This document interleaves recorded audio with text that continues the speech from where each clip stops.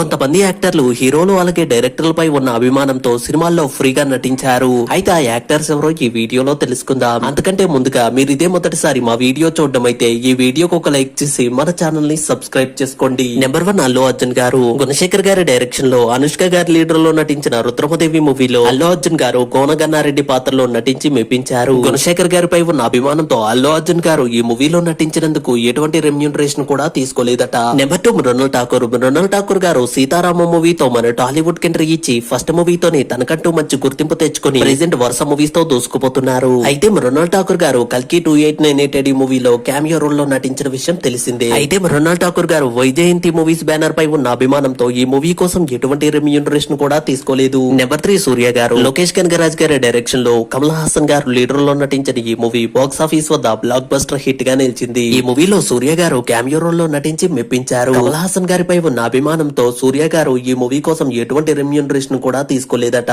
Number 4 Salman Khan. Chiranjeevi గారి lead role లో వచ్చిన గాడ్ ఫాదర్ మూవీలో బాలీవుడ్ స్టార్ హీరోయిన్ సల్మాన్ ఖాన్ గారు క్యామియో రోల్ లో నటించారు. అయితే సల్మాన్ ఖాన్ గారు చిరంజీవి గారిపై ఉన్న అభిమానంతో ఈ మూవీ కోసం ఎటువంటి రెమ్యూనరేషన్ కూడా తీసుకోలేదు. నెంబర్ 5 విజయ్ దేవరకొండ. పెళ్లి చూపుల మూవీతో మన టాలీవుడ్ కి హీరోగా ఎంట్రీ ఇచ్చిన విజయ్ దేవరకొండ గారు తక్కువ టైంలోనే హీరోగా తనకంటూ మంచి గుర్తింపు తెచ్చుకున్నారు. అయితే విజయ్ దేవరకొండ గారు కల్కి 2898 మూవీలో క్యామియో రోల్ లో నటించిన విషయం తెలిసిందే. అయితే విజయ్ దేవరకొండ గారు ఈ మూవీ కోసం ఎటువంటి రెమ్యూనరేషన్ కూడా తీసుకోలేదు. నాగాశ్విన్ గారు అలాగే ప్రభాస్ అన్నపై ఉన్న అభిమానంతోనే ఈ మూవీలో నటించారట. ఈ వీడియోకి ఒక లైక్ చేసి వీరిలో మీకు ఇష్టమైన యాక్టర్ ఎవరో కామెంట్ చేయండి. అలాగే వెళ్తూ మన ఛానల్ ని కూడా సబ్స్క్రైబ్ చేసుకోండి.